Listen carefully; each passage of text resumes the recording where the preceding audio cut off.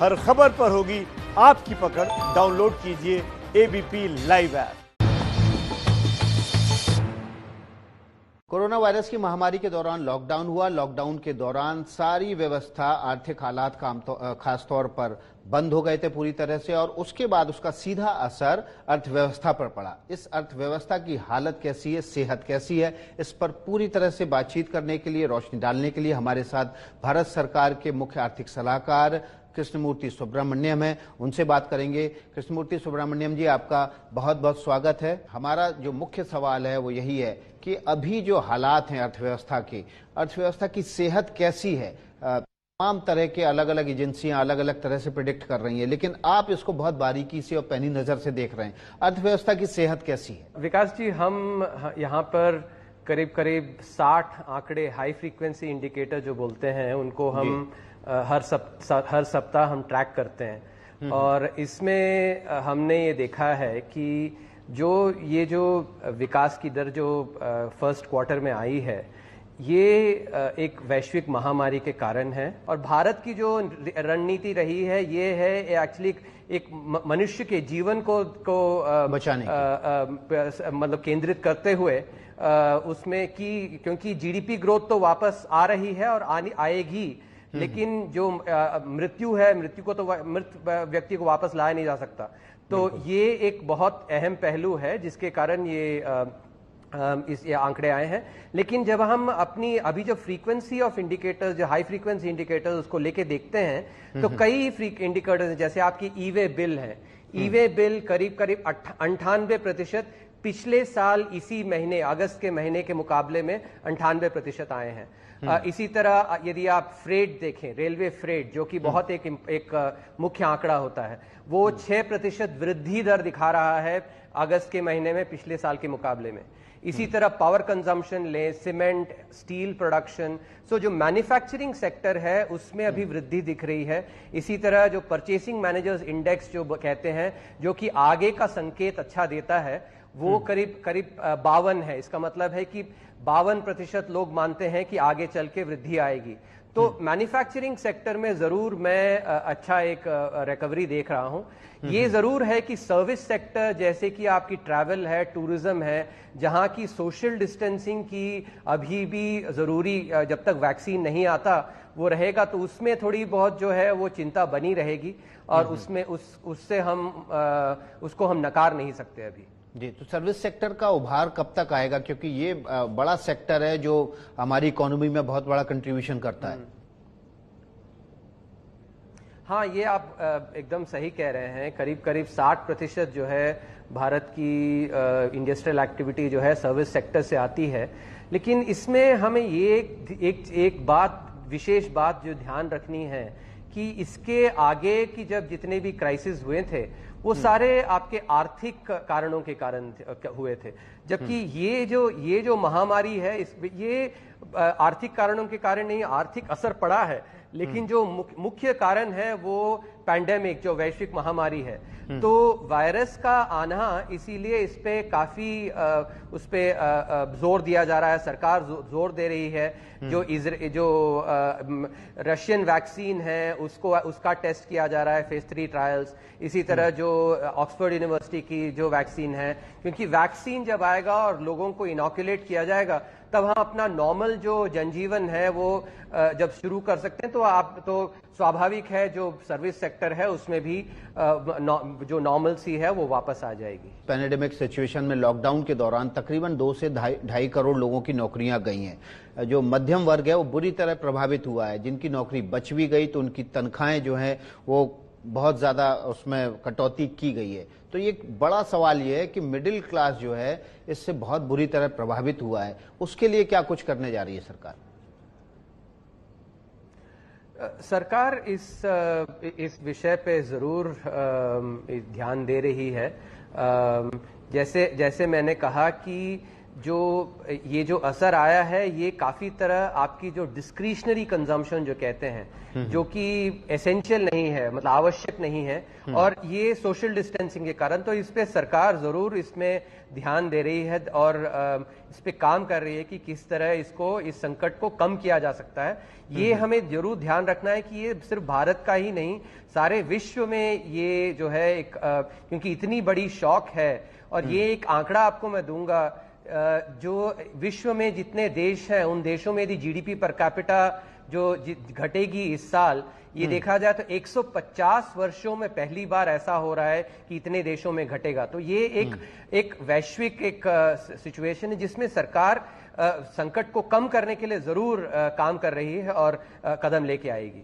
जी, एक बड़ा अहम सवाल है प्रवासी मजदूरों से जुड़ा हुआ। अब प्रवासी मजदूरों ने वापस अपने उन शहरों और ठिकानों की ओर लौटना शुरू कर दिया है जहां उनको रोजगार मिला करता था। लौट तो आ रहे हैं वो लोग, लेकिन वहां अभी भी रोजगार नहीं है। हाँ, इसमें भी सरकार ध्यान दे रही है और इसमें काम चल रहा है। जहां तक जो आंकड़े दिखा रहे हैं, आंकड़ों में नजर आ रहा है कि लॉकडाउन में जो स्थिति थी उसके मुकाबले अभी नौकरियों की स्थिति जो गणना क्वांटिटी के उसमें एक्चुअली बेहतर एक सिचुएशन आया है, लेकिन जो वेजेस हैं वो घटे हैं। तो इसीलिए जो अर्बन एम्प्लॉयमेंट है उस पे सरकार काम कर रही है और जल्द ही मैं आशा करता हूं कि कुछ आएगा। आपको लगता है कि हमने देखा पार्लियामेंट में जवाब दिया सरकार ने कि करीबन 39,000 करोड़ रुपया पीएफ से निकाला लोगों ने इस दौरान, इस लॉकडाउन के पीरियड के दौरान। जाहिर तौर पर ये वो लोग रहे होंगे जिनके रोजगार के अवसर छिन गए थे, या जिनके पास नौकरियां नहीं थी, जिनके पास आय का कोई स्रोत नहीं था। लगातार ये कहा जाता रहा कि सरकार को अब इकोनॉमी में पैसा डालना चाहिए ताकि वो इकोनॉमी में फ्लो करे तो लोगों के पास पैसा पहुंचे, लेकिन लोगों को अपनी ही बचत का पैसा निकालकर खर्च करना पड़ रहा है। देखिए, ये मैं जरूर इससे रिलेट कर सकता हूं, क्योंकि मेरे पिताजी जो रेलवेज में काम करते थे उन्होंने भी कई बार प्रोविडेंट फंड की विड्रॉल करी है, तो अपना जो पूंजी है उसमें से निकाला है जब भी ऐसी आवश्यकता पड़ी थी। तो इसमें ये ध्यान देने योग्य है कि एक और आंकड़ा, जैसे आप पीएमजेडीवाई जो बैलेंसेस हैं, जब लॉकडाउन की स्थिति में पीएमजेडीवाई प्रधानमंत्री जनधन योजना की जो बैलेंसेस हैं वो करीब 20,000 करोड़ तक बढ़ी थी, और ये करीब 40 करोड़ अकाउंट है, इसका मतलब है करीब 500 रुपया उसमें वृद्धि हुई थी।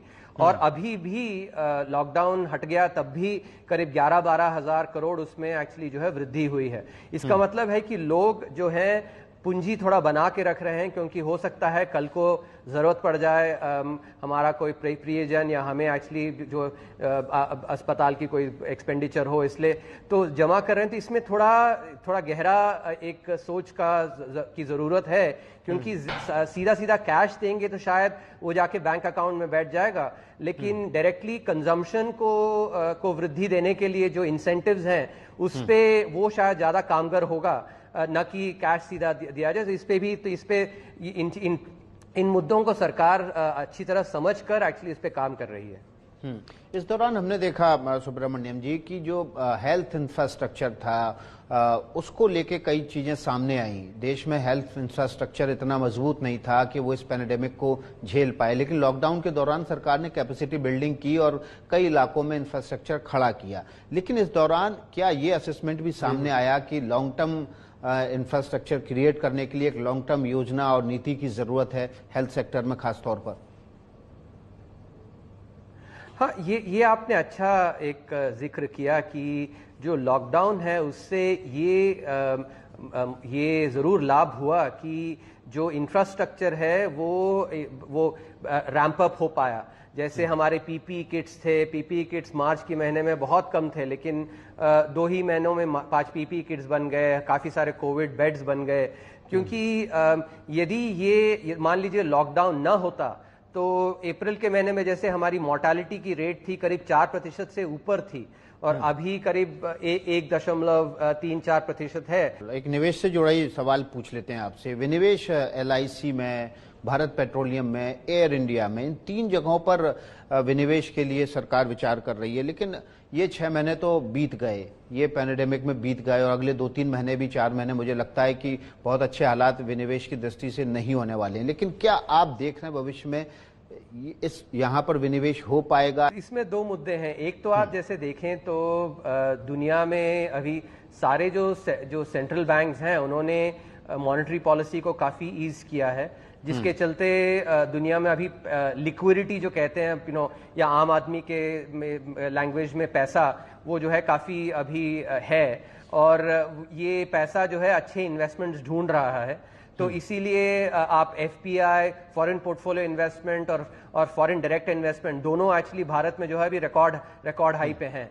तो इसीलिए माहौल जो है अगले 6 महीने में प्रयास करने का एक अच्छा माहौल है, जिसका हम लाभ उठा सकते हैं। जब आप हमारी बैंकिंग सेक्टर को देखते हैं तो जो विश्व के जो टॉप 100 बैंक हैं उसमें भारत का सिर्फ एक बैंक आता है, वो भी 55 रैंक पे state bank of India. Bharat जो है विश्व का 5वां लार्जेस्ट इकोनॉमी है, लेकिन हमारी बैंकिंग सेक्टर जो है वो काफी छोटी है हमारी अर्थव्यवस्था के मुकाबले। और इसमें जो मैं बैंकिंग सेक्टर्स में इस अपॉर्चुनिटी का लाभ उठाने के लिए एक माइंडसेट चेंज होना जरूरी समझता हूं। कि एक उदाहरण दूंगा, जो हमारी 90 की दशक की जो क्रिकेट टीम थी वो भारत में तो अच्छा खेलती थी, लेकिन जब बाहर जाती थी तो एक्चुअली उसका कुछ अच्छा परफॉर्मेंस नहीं होता था। इसके मुकाबले जब महेंद्र सिंह धोनी की टीम देखें या सौरव गांगुली की टीम देखें तो उनमें एक माइंडसेट एक अलग सा था कि हमें विश्व भर में एक्चुअली नाम कमाना है। तो इसी तरह हमारी बैंकिंग सेक्टर को है जो है वो 90 की दशक की क्रिकेट टीम के जैसे ना सोचे, सौरव गांगुली और महेंद्र सिंह धोनी की टीम की तरह सोचना चाहिए, ताकि जो हमारी बैंकिंग सेक्टर है वो हमारी इकोनॉमी के मुकाबले आए, उसके बराबर आए। बहुत बहुत धन्यवाद कृष्णमूर्ति सुब्रमण्यम जी, आपसे ABP न्यूज से जुड़ने के लिए। आपने आर्थिक मामलों पर रोशनी डाली और जो उम्मीद जताई है कि आने वाला वक्त जो है वो अच्छा होगा, बेहतर भविष्य की तरफ इशारा कर रहे हैं हालात। फिलहाल जो महामारी की वजह से हालात बने हैं उसमें दुनिया के मुकाबले भी भारत की अर्थव्यवस्था कुछ बेहतर है।